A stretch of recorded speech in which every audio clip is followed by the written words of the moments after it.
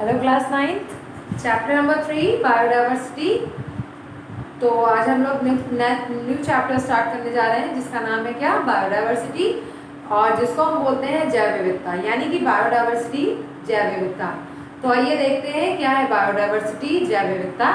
इस लेसन में आप लोगों को जैव विविधता क्या है उसके बारे में पढ़ना है, वर्गीकरण यानी कि क्लासिफिकेशन के बारे में पढ़ना है, क्लासिफिकेशन किसने किसने दिया ये पढ़ना है, और नॉमेनक्लेचर सिस्टम पढ़ना है यानी कि नामकरण प्रणाली पढ़ना है, और 5 जगत वर्गीकरण पढ़ना है। तो इसमें हमें अभी और बहुत सारे हमें संघ पढ़ने हैं, पादपों के संघ पढ़ने और जंतुओं के वर्गीकरण पढ़ना है।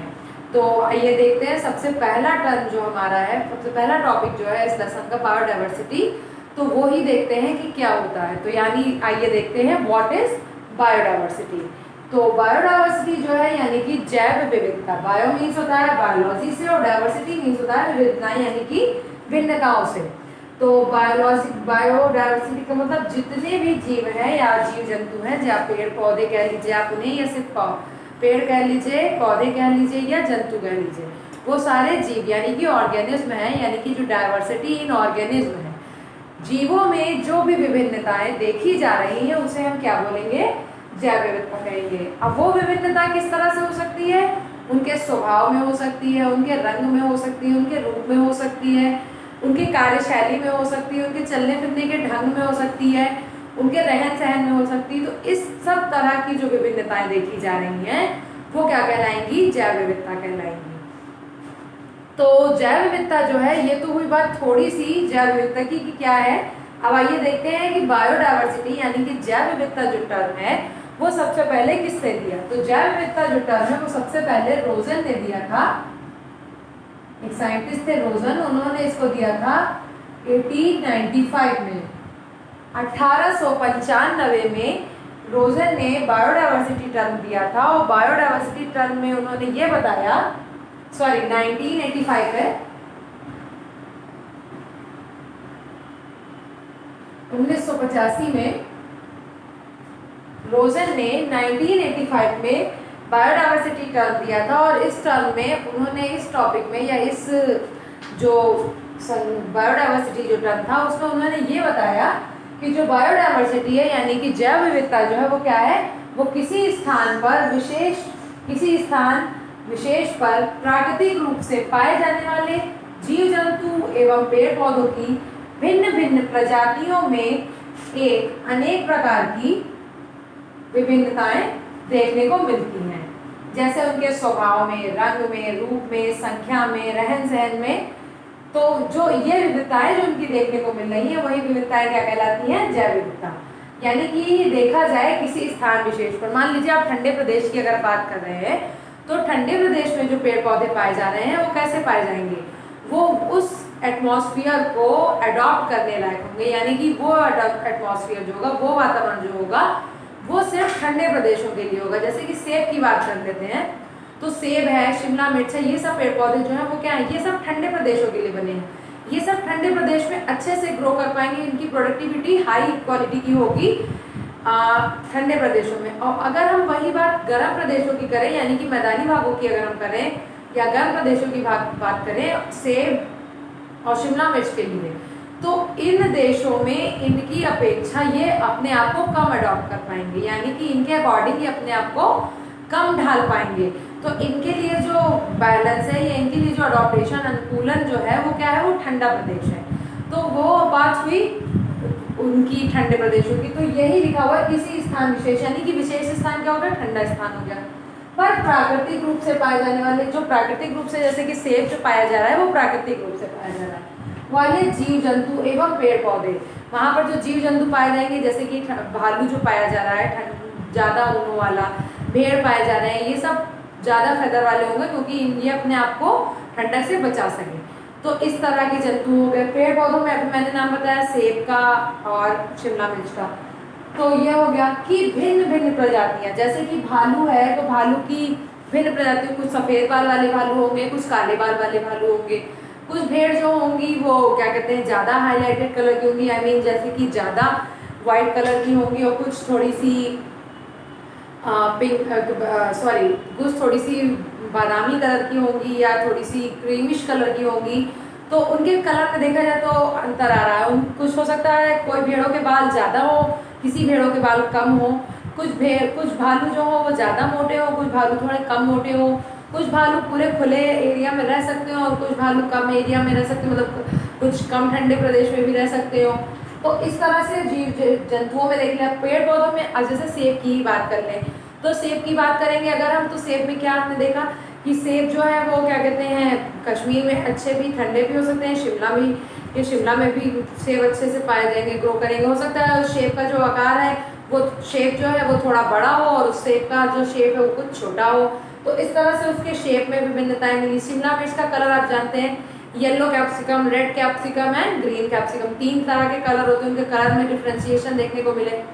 तो इस तरह से पेड़ पौधे और जीव जंतु में जो किसी विशेष स्थान पर पाए जाने के कारण उनके अंदर जो विभिन्नताएं कि भिन्न भिन्न प्रजातियां, जो भिन्न भिन्न प्रजातियां मतलब जो मैंने उनके कलर बनाए, उनके डिफ्रेंशिएशन बताई, वो उनकी प्रजातियां भिन्न भिन्न प्रजातियां हैं। उनमें अनेक प्रकार की विविधताएं यानी कि अनेक प्रकार के डिफ्रेंशिएशन देखने को मिले, यानी उनके कलर में, उनके स्वभाव में, उनके रहन सहन में। तो उनकी संख्या में कहीं सेब ज़्यादा हुए, कहीं सेब कम हुए, कहीं शिमला मिर्च अधिक हुई, कहीं शिमला मिर्च कम हुई। तो इस तरह से इनकी संख्या पर भी उनकी विविधताएं, उनकी भिन्नताओं का असर पड़ा। तो अनेक प्रकार की विभिन्नताएं देखने को मिली और इन्हीं विभिन्नताओं को क्या कहा गया, जैव विविधता यानी कि बायोडायवर्सिटी कहा गया। तो आइए एक बार फिर से हम देख लेते हैं। बायोडायवर्सिटी जो टर्म है वो सबसे पहले रोजन ने 1985 में यानी कि 1985 में दिया था। उन्होंने इस टर्म में ये बताया कि जो भी जीव जंतु हैं या पेड़ पौधे हैं वो अपने स्वभाव, रंग रूप, रहन सहन, वासस्थान, इन सब के की अकॉर्डिंग के अनुसार विभिन्न विभिन्न तरह के होते हैं, मतलब इनकी जो प्रजातियां होती हैं वो विभिन्न विभिन्नताएं प्रदर्शित करती हैं और यही विभिन्नताएं क्या कहलाती है, जैव विविधता। जैसे कि आप सबसे ज़्यादा सीधे से देख सकते हैं बैगन के बारे में अगर हम बात करें तो बैगन जो है हमारा वो किस कलर का होता है, बैगन जो हमारा है वो प्योर पर्पल कलर का भी होता है, व्हाइट कलर का भी होता है, प्योर व्हाइट कलर का भी होता है और थोड़ा सा ग्रीनिश कलर का भी होता है। तो मतलब देखा जाए तो सब्जी क्या है, एक है ब्रिंजल, एग प्लांट जिसको हम दूसरे शब्दों में बोलते हैं। तो जो हमारा एग प्लांट है यानी कि ब्रिंजल है, तो ब्रिंजल कौन कौन से कलर का हुआ, एक पर्पल कलर का हुआ, एक व्हाइट कलर का हुआ और एक ग्रीन कलर का हुआ। तो ये तीनों में देखा जाए तो ब्रिंजल है, बट इसके क्या कलर में डिफ्रेंशिएशन है। पर इसकी अगर आप और डिस्क्राइब करेंगे आप उसको तो क्या होगा, हो सकता हो जो आपको ब्रिंजल मिल रहा हो मेन गोल वाला व्हाइट कलर का ब्रिंजल मिल रहा है वो गोल भी हो सकता है, लंबा भी हो सकता है। फिर अगर हम बात करें पर्पल बैगन की तो वो भी गोल हो सकते हैं, लंबे हो सकते हैं। और अगर हम ग्रीन बैगन की बात करें तो वो लंबा है। ठीक, तो इस तरह से उनकी आकृति में भी देखा जाए तो चेंजेस है, यानी शेप में भी उनके डिफ्रेंशिएशन है और उनके कलर में भी डिफ्रेंशिएशन है। तो इस तरह से एक ही जीव जंतु या एक ही पेड़ पौधे की कई सारी स्पीसीज हो सकती हैं और कई सारी स्पीसीज जो हैं उनमें अगर डायवर्सिटी देखने को मिल रही है तो वो कहलाएगी बायोडायवर्सिटी यानी कि जैव विविधता। तो ये हुई बात हमारी जैव विविधता की। अब हम अपना नेक्स्ट टॉपिक पढ़ने जा रहे हैं वर्गीकरण यानी कि क्लासिफिकेशन। तो आइए देखते हैं क्या होता है क्लासिफिकेशन।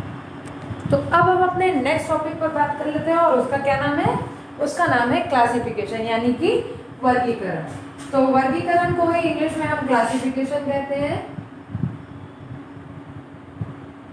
वर्गीकरण।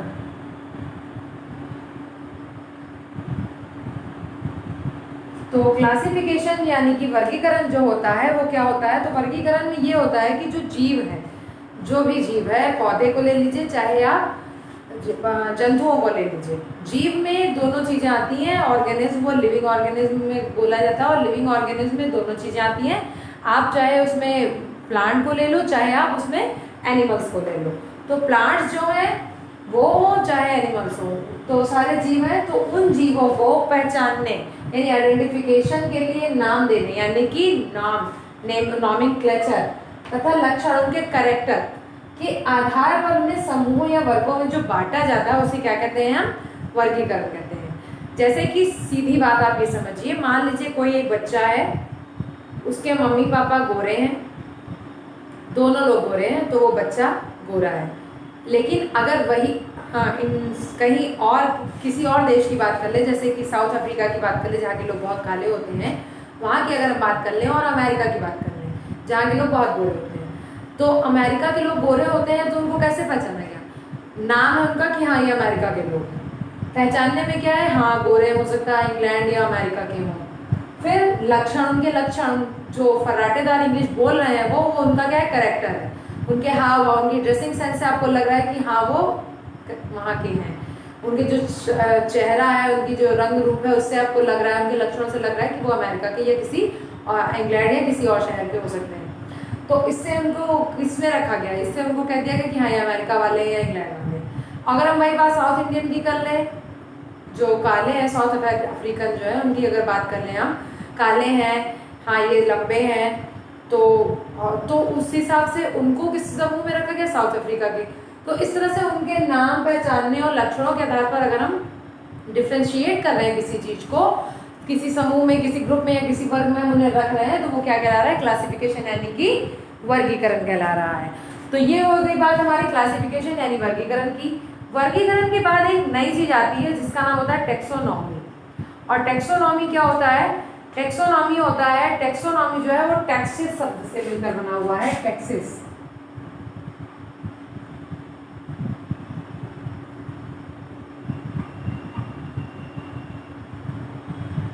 टैक्सिस शब्द से मिलकर बना हुआ है। और टैक्सिस शब्द जो है वो क्या है? वो एक यूनानी शब्द है। और इस यूनानी शब्द में टैक्सिस शब्द जो मिलकर बना हुआ है, ये यूनानी शब्द है। और इसका मतलब क्या होता है? इसका मतलब होता है टैक्सिस का किसी भी चीज को क्रम में रखना, यानी कि to arrange in a manner,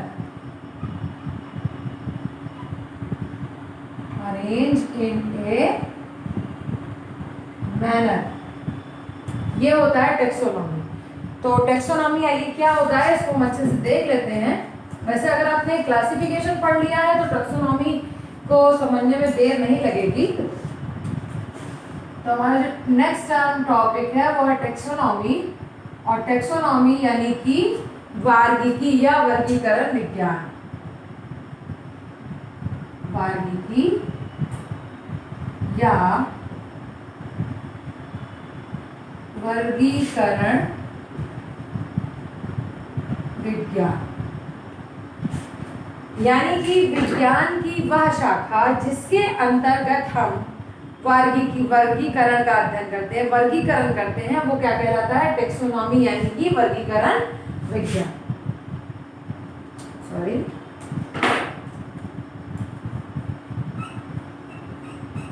the branch of science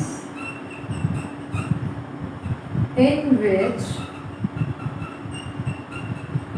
we study about identification,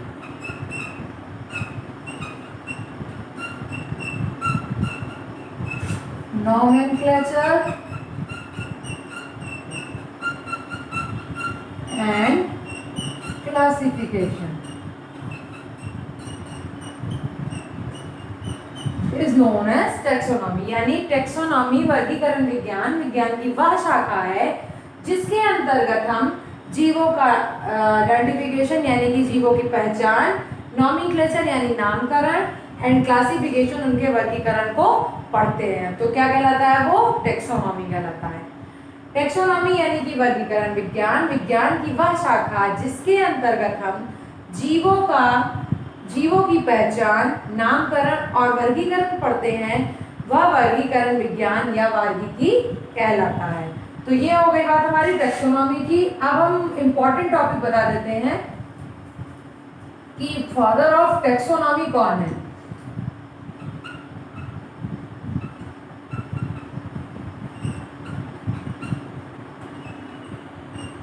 तो फादर ऑफ टेक्सोनॉमी जो है वो है कैरोलस लीनियस। कौन है? कैरोलस लीनियस जो है ये है फादर ऑफ टेक्सोनॉमी। टेक्सोनॉमी के जो पिता हैं वो है कैरोलस लीनियस। और टेक्सोनॉमी विज्ञान की वह शाखा होती है जिसके अंतर्गत हम जीवों का वर्गीकरण, पहचान और उनके नामकरण के बारे में जानते हैं। तो हम कह सकते हैं कि टेक्सोनॉमी इक्वल टू आइडेंटिफिकेशन,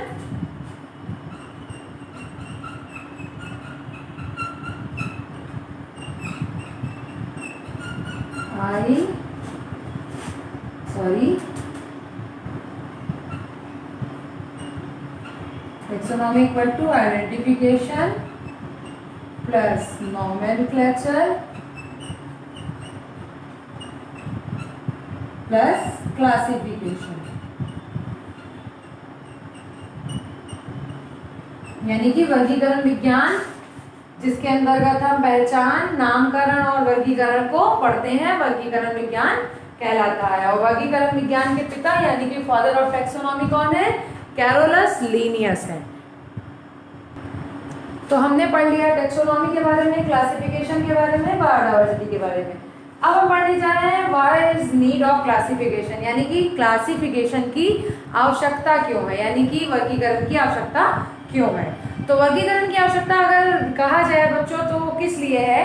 तो वर्गीकरण यानी कि क्लासिफिकेशन की नीड इसलिए है क्योंकि क्लासिफिकेशन जो है वो जीवों के पहचानने के लिए, यानी जीव जंतुओं को अगर पहचानना है, उनकी उपयोगिता जाननी है, अपनी नॉलेज में इम्प्रूवमेंट करना है, उनकी इवोल्यूशनरी रेंज अगर आप लोग को देखनी है और नए जीवों की खोज के बारे में अगर पता करना है तो हमें क्लासिफिकेशन यानी कि वर्गीकरण की जरूरत पड़ेगी।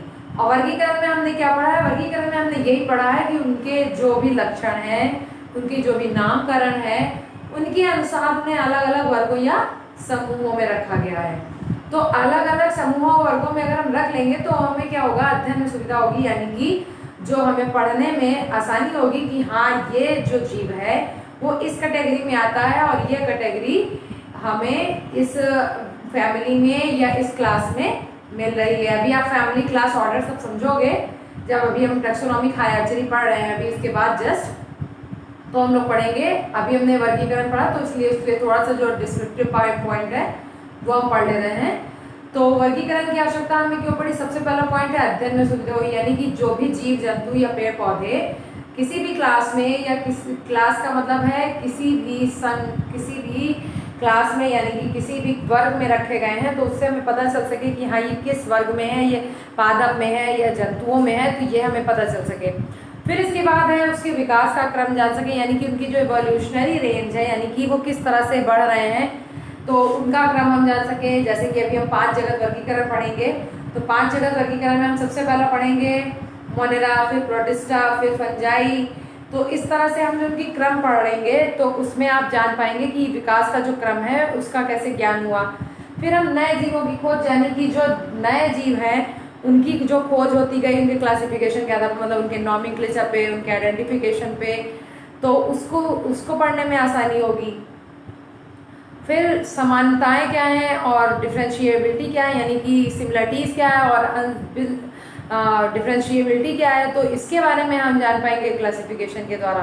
तो ये 4-5 पॉइंट है, इसीलिए हमें नीड ऑफ क्लासिफिकेशन यानी कि क्लासिफिकेशन की हमें नीड पड़ी।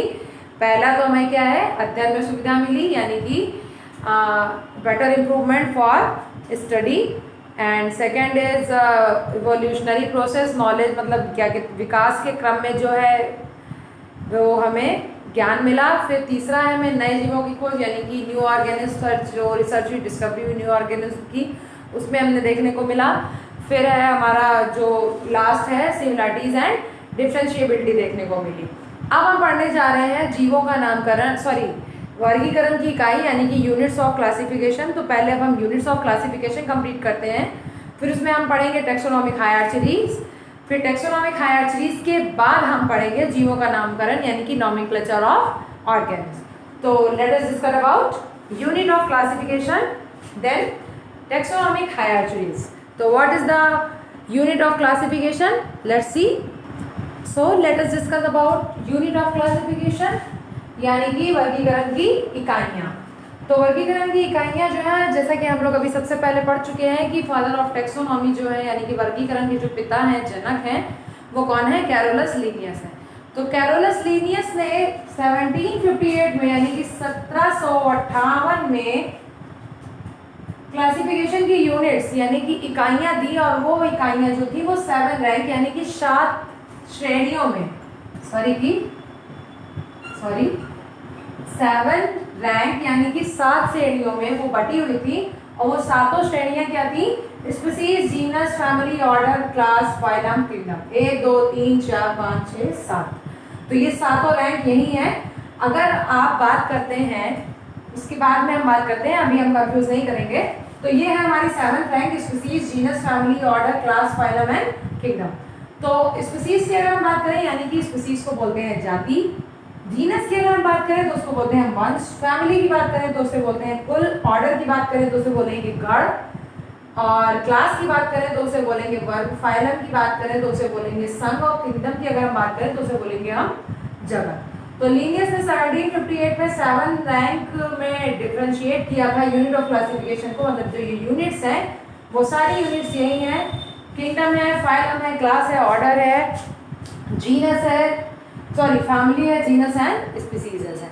तो ये सातों रैंक है। इन सातों रैंक में ही जो ये सातों रैंक है, यही सातों रैंक किसी भी प्लांट या किसी भी एनिमल्स के लिए उत्तरदायी होती हैं। यानी कि अगर किसी भी प्लांट को या किसी भी एनिमल को पहचानना है तो ये सातों चीज़ें हमें पता अगर होंगी तो हम अच्छे से उसका क्लासिफिकेशन कर पाएंगे, उसका नेमिंग नॉमेनक्लेचर कर पाएंगे और उसका आइडेंटिफिकेशन हम कर पाएंगे।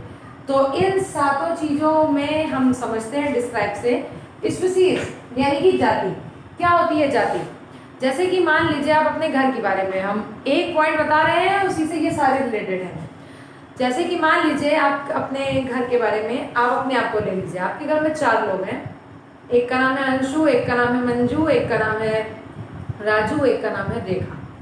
ये 4 नाम है, बट इन सब की जो टाइटल है वो क्या है? सिंह है, पांडे है, तिवारी है, कुछ भी रख लो आप, व्हाटएवर। तो ये 4 और 5 है, ठीक है। तो 4 लोग हैं, वो चारों लोगों के जो नाम है वो अलग है, लेकिन उनकी जो टाइटल यानी कि जो उनकी टाइटल है वो क्या है? सेम है। तो जो आप लोग के नाम हो गए ना, अलग अलग है सबके नाम, वो क्या हो जाएगी? स्पीसीज हो जाएगी, जाति। आपका नाम इसमें जाति स्पीसीज होगी, लेकिन आपका जो वंश है यानी आपकी जो टाइटल है, क्या है आपकी टाइटल? आपकी टाइटल है तिवारी, पांडे, सिंह, वो क्या है? वो है इसका जीनस यानी कि वो वंश है। ये अभी हम आपको पूरा एक एग्जाम्पल से क्लियर कर देंगे। तो ये हो गई बात आपके नाम की, और ये हो गई बात आपके कास्ट की। तो ये हो गया आपका नेम और ये हो गया आपका कास्ट, यानी कि आपका जो नेम है वो क्या है? स्पीसीज है, और जो आपकी कास्ट है वो क्या है? आपकी जीनस है। फिर बात करते हैं फैमिली की। अगर आपकी कास्ट पांडे है तो आप पांडे परिवार का हिस्सा हो, अगर आप तिवारी हो तो आप तिवारी परिवार का हिस्सा हो, अगर आप ठाकुर हो तो आप ठाकुर परिवार का हिस्सा हो, यानी कि कास्ट से ही रिलेटेड होगी आपकी फैमिली, ठीक। फिर फैमिली क्या रहता है? ऑर्डर, यानी कि तिवारी हो, पांडे हो, हिंदू हो, मुस्लिम हो, जो भी हो, तो वो किससे रिलेटेड होगा? वो ऑर्डर से रिलेटेड होगा, यानी कि आप क्या हो? आप हो हिंदू। तो ये हो गया आपका ऑर्डर। फिर क्लास की बात करते हैं, तो हिंदू हो तो कौन से वाले हिंदू हो? ओबीसी हो, जनरल हो, एससी हो, एसटी हो, ये आएगा आपका वर्ग, क्लास आएगा। क्लास आपको दिखाता है ना, हाँ भाई जनरल क्लास के हो और ओबीसी क्लास के हो, तो ये हो गया आपका क्लास। इतनी बात समझ में आई ना? नेम जो है आपका वो स्पीसीज हो गई, जीनस जो है आपकी वो कास्ट हो गई, फैमिली यानी कि आप किस कास्ट के हो, ठाकुर हो, पंडित हो, जो भी हो तो वो आपकी कुल हो गया, और आप हिंदू हो कि मुस्लिम हो जो भी है तो वो आपका ऑर्डर हो गया, और ऑर्डर में भी आप हाई वाले हो, लो वाले हो, वेरी लो वाले हो, जो भी हो तो वो क्लास हो गया। अब ये क्लास जो है, ये क्लास किस जगह रहता है? शेड्यूल कास्ट हो, ओबीसी हो, जनरल हो। मान लो जनरल वाले इस मोहल्ले में रहते हैं, तो ये मोहल्ला जो हो गया वो क्या हो गया? मान लो चांदनी चौक की बात करें तो चांदनी चौक में सारे जनरल रहते हैं या सारे पराठा वाले रहते हैं? पराठे वाली गली है, पराठे वाली गली में सब पराठे वाले रहते हैं, तो पराठे वाली गली में जो पराठे वाले रहते हैं तो वो पराठे वाले क्या हो गए? वो फाइलम हो गया। उस पराठे वाली गली, वो पराठे वाली गली का, वो पराठे वाली गली जो है वो दिल्ली में है, तो दिल्ली जो है वो आपका क्या हो गया? किंगडम हो गया। ये हुई बात हमारी किसकी? 7 यूनिट्स की, जो कि क्लासिफिकेशन की है। फिर से समझ लो, ये है आपकी पृथ्वी, पृथ्वी में है ये आपका भारत, भारत के अंदर आप कहाँ रहते हो? भारत के अंदर आप रहते हो मान लो दिल्ली में, दिल्ली में आप कहाँ रह रहे हो? दिल्ली में आप रह रहे हो चांदनी चौक में, चांदनी चौक में आपका घर कहाँ पे है? चांदनी चौक में आपका घर मान लो सीधी आगे से जाके लेफ्ट राइट में जहाँ भी गली, चांदनी चौक में आपका घर जो है वो तिवारी पैलेस के नाम से फेमस है या मेहता पैलेस के नाम से फेमस है। फिर मेहता में कितने तरह के लोग हैं? 4 तरह के लोग हैं। तो चारों लोगों की जो कास्ट है मेहता, वो हो गया आपका वंश। और वो जो मेहता कास्ट हो गई उसमें सबके नाम है रेखा, राजू, प्रिया, सुषमा, जो भी नाम है वो सारे नाम आपके क्या हो गए? स्पीसीज हो गई। तो ये हो गई 7 यूनिट, जो कि 7 रैंक है आपकी क्लासिफिकेशन के आधार पे। यानी कि अगर किसी भी पेड़ पौधे का या किसी भी जंतु का वर्गीकरण करना है तो हमें उसका नाम पता होना चाहिए, उसकी कास्ट पता होनी चाहिए, कौन सी फैमिली का है वो पता होना चाहिए, वो फैमिली किस ऑर्डर में आ रही है वो पता होना चाहिए, और वो ऑर्डर किस वर्ग का है यानी कि किस फाइलम का है, किस क्लास का, ये पता होना चाहिए। फिर क्लास किस फाइलम में आ रही है और वो फाइलम जो है वो किस किंगडम में आ रहा है, प्लांटी में आ रहा है, एनिमेलिया में आ रहा है, प्रोटिस्टा में आ रहा है, फंजाई में आ रहा है। ये अभी आप जैसे जैसे आगे पढ़ोगे आपको सब क्लियर होता जाएगा। अब हम आपको एग्जाम्पल बताने जा रहे हैं, तो आप एग्जाम्पल देखिए जिसके अकॉर्डिंग हम यूनिट ऑफ क्लासिफिकेशन को क्या कर सकते हैं, इजीली से समझ सकते हैं। तो आइए डिस्कस करते हैं अब यूनिट ऑफ क्लासिफिकेशन का। जो अभी हमने यूनिट ऑफ क्लासिफिकेशन में 7 रैंक बताई है, 7 रैंक में अब हम किसकी बात आ गई? अब बात आ गई एग्जाम्पल की, और एग्जाम्पल में हमने लिया होमोसेपियंस का, यानी कि मनुष्य का, ह्यूमन का जो साइंटिफिक नेम है वो क्या है? ह्यूमन का साइंटिफिक नेम होमोसेपियंस, ये है नाम उसका। ह्यूमन का साइंटिफिक नेम है होमोसेपियंस। होमो जो है वो है जीनस और सेपियंस जो है वो है स्पीसीज, यानी कि जो जाति है उसकी वो है सेपियंस और ह्यूमन जो होमो है वो उसका है जीनस यानी कि वंश। आपका नाम जो होता है वो जस्ट उल्टा होता है जीनस और स्पीसीज में। स्पीसीज लिखा बाद में भले जाता है लेकिन वो आपका नाम होता है जो कि सबका बदला हुआ रहता है, लेकिन जो जीनस होता है वो एक ही होता है।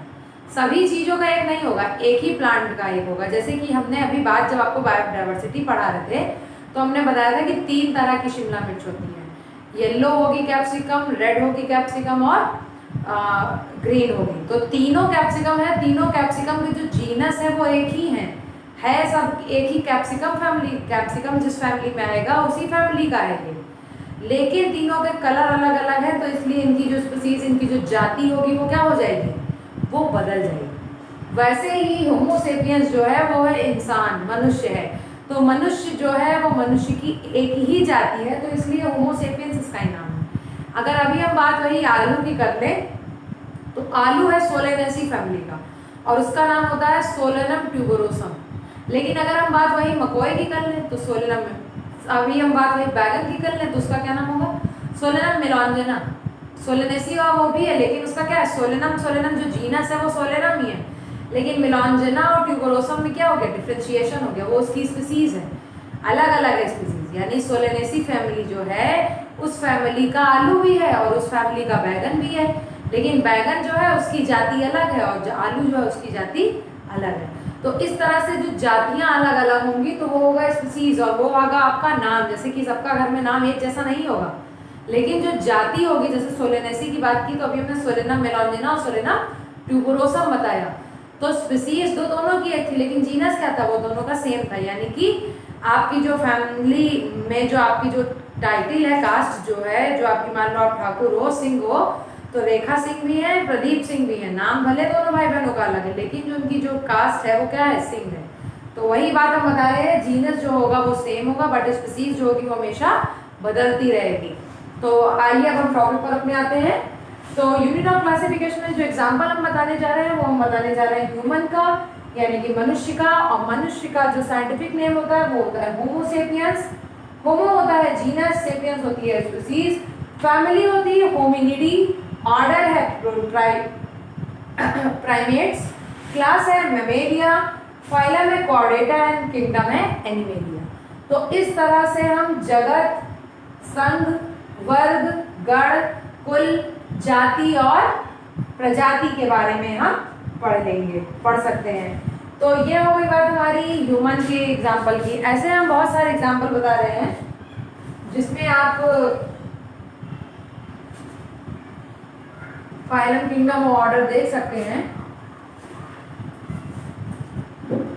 जैसे कि अभी हमने बात की थी आलू की, तो आलू का होता है सोलेनम,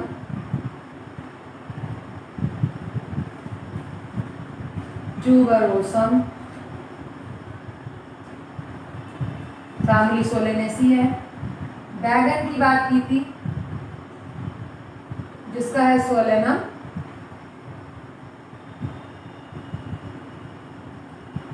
मेलॉन्जेना। फिर अभी हम बात कर लें अगर आम की, तो इसका होता है मैंगीफेरा इंडिका,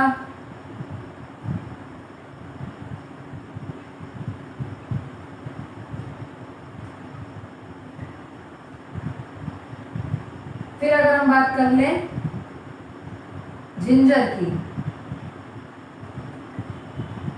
तो इसका होता है जिंजेबर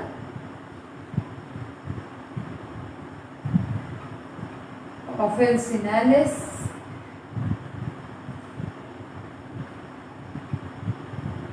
तो ये सारी है जीनस, आगे वाला सारा है जीनस और पीछे वाली जितनी होती है वो होती है स्पीसीज, यानी कि जातियां होती हैं। तो ये हो गई कुछ एग्जाम्पल हो गए जिनके हमने आपको स्पीसीज और जीनस बता दिया, फैमिली, ऑर्डर और क्लास बता दिया। तो हमने यूनिट ऑफ क्लासिफिकेशन कंप्लीट कर लिया है।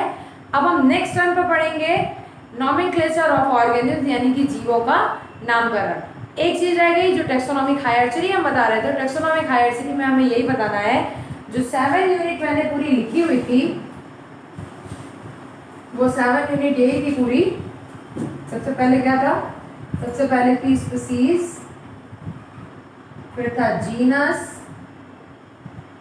फिर क्या था? फैमिली, फैमिली के बाद क्या था? ऑर्डर, ऑर्डर के बाद क्या था? फैमिली ऑर्डर, फिर था क्लास, क्लास के बाद था हमारा फाइलम, और फाइलम के बाद हमारा था किंगडम। 1 2 3 4 5 6 7 कंप्लीट। तो 7 यूनिट थी जो यूनिट जो थी वो 7 रैंक में डिफरेंशिएट थी, यानी कि 7 श्रेणियों में डिफरेंशिएट थी। और सातों श्रेणियां क्या थी? Species, genus, family, order, class, phylum और किंगडम थे। यानी कि जगत, संघ और क्लास था, क्या कहते हैं उसे, sorry, kingdom, phylum, class, order, family, genus and species, ये सारी थी। तो जगत था, जगत के बाद था हमारा संघ, संघ के बाद हमारा था वर्ग, वर्ग के बाद हमारा था गण, और गण के बाद था हमारा कुल, और कुल के बाद था हमारी स्पीसीज, यानी सॉरी जाति, और सॉरी वंश, और ये थी जाति। तो ये हमारा था इतना 7 यूनिट। टेक्सोनॉमिक हायरार्ची यानी कि वर्गीकरण क्रमबद्धता की बात अगर की जाए या पदानुक्रम की बात की जाए, तो टेक्सोनॉमिक हायरार्ची यही है कि लो टू हाई, यानी कि अगर हम नीचे से ऊपर चढ़ेंगे, स्पीसीज पढ़ेंगे पहले, फिर जीनस, फिर फैमिली, फिर ऑर्डर, फिर क्लास, फिर फाइलम, फिर किंगडम। अगर इस तरह की सीढ़ियां बन रही हैं, अगर हम देखा जाए, अगर इसको हम सीरियल वाइज लिखेंगे तो कुछ इस तरह से तो लिखेंगे किंगडम, फिर लिखेंगे फाइलम, फिर लिखेंगे हम क्लास, फिर लिखेंगे हम ऑर्डर, फिर लिखेंगे family, then species, sorry then genus, and last रहेगा हमारा स्पीसीज। तो ये जो हम देख रहे हैं, क्रमबद्धता जो देख रहे हैं, यानी कि हायरार्कीज जो देख रहे हैं, हायरार्की का मतलब ये कि छोटे से बड़े, यानी कि पूरे जगत में ये पूरे सारी चीजें फैली हुई हैं। ये चीज जो हम टेक्सोनॉमिक हायरार्की जो देख रहे हैं, हम मतलब क्रमबद्धता जो देख रहे हैं, क्रम जो देख रहे हैं, किसी स्पीसीज पहले सबसे पहले देखें किसी प्लांट में या एनिमल में, फिर जीनस देखेंगे, फिर फैमिली, फिर ऑर्डर, फिर क्लास, फिर फाइलम, फिर किंगडम। तो इस तरह से जो क्रमबद्धता हम देखेंगे, इसे ही हमने बोला है क्या? हायरार्की। हायरार्की का मतलब होता है वर्ग का अनुक्रम, यानी कि वर्ग किस तरह से डिफरेंशिएट है, उसका जो क्रम है, पदानुक्रम, यानी कि पद का जो अनुक्रम है या वर्ग का अनुक्रम है, तो ये बोला जाएगा हायरार्की। टेक्सोनॉमिक हायरार्की इसलिए बोली जाएगी क्योंकि ये टेक्सोनॉमिक ही यूनिट्स हैं, और टेक्सोनॉमिक यूनिट्स में जो सबसे लोवेस्ट टेक्सोनॉमिक्स होगी वो होगी, सबसे लोएस्ट जो यूनिट होगी टेक्सोनॉमी की वो होगी स्पीसीज, और सबसे हायर यूनिट जो होगी क्लासिफिकेशन सॉरी टेक्सोनॉमी की वो होगी किंगडम। तो यही हायरार्ची है, यही देखा जा रहा है पदानुक्रम, यानी कि नीचे से ऊपर की तरफ जाने का जो क्रम है, पद का जो अनुक्रम है उसे हम क्या बोलेंगे, टेक्सोनॉमिक हायरार्ची, यानी कि वर्गीकरण वर्गीकीय पदानुक्रम। तो आज हमने बायोडायवर्सिटी क्या है पढ़ लिया, क्लासिफिकेशन क्या है पढ़ा, क्लासिफिकेशन के बाद हमने टेक्सोनॉमी पढ़ी, टेक्सोनॉमी के बाद हमने नीड ऑफ टेक्सोनॉमी पढ़ी, यानी कि वर्गीकरण सॉरी नीड ऑफ क्लासिफिकेशन पढ़ा, नीड ऑफ क्लासिफिकेशन के बाद यूनिट ऑफ क्लासिफिकेशन पढ़ा, इन विच we know that the Linnaeus has differentiated into 7 unit of classification. First is species, second is genus, third is family, fourth is order, then class, phylum and kingdom. The species is the lowest term of the taxonomy, यानी कि species जो है वो lowest unit of taxonomy है, and the kingdom is the highest term of taxonomy. So the way of lowest to highest taxonomy, highest unit of taxonomy is known as taxonomic hierarchy, यानी कि निम्न taxonomy, निम्न वर्गीकरण विज्ञान या निम्न वर्गीकी इकाई से उच्चतम वर्गीकी इकाई तक का जो क्रम है वो कहलाता है टेक्सोनॉमिक हायरार्ची, यानी कि वर्गीकीय पदानुक्रम। अब हम कल यानी कि नेक्स्ट टर्न पर हम पढ़ेंगे नेक्स्ट टॉपिक, और उस टॉपिक का नाम है जीवों का नामकरण, यानी कि नॉमेनक्लेचर इन ऑर्गेनिज्म। तो कैसा लगा आज का लेक्चर, कमेंट करके जरूर बताइएगा, लाइक एंड शेयर करना मत भूलिएगा। Thank you.